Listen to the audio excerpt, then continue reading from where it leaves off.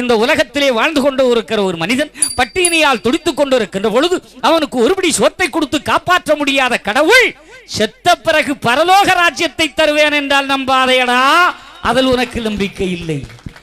செத்த பிறகு சொர்க்கம் எங்கே நரகம் எங்கே எவன் கண்டான்? யாருக்கு இருக்கிற ஒருவருக்கு சாப்பாடு போடு, அது வாழ்க்கை.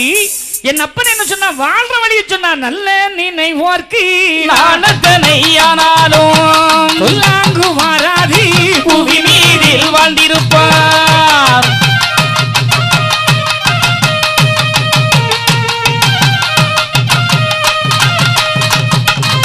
புவி மீது வாழ்ந்திருப்பார் என்று சொல்லி இருக்கிறார். வாழ்வதற்கு வழியை சொன்னவர் வைகுண்ட சாமி. வா, எங்கேயும் ஓடி போகாதே, உனக்கு வாழ்வதற்கு வழி காட்டுகிறார் வைகுண்டர்.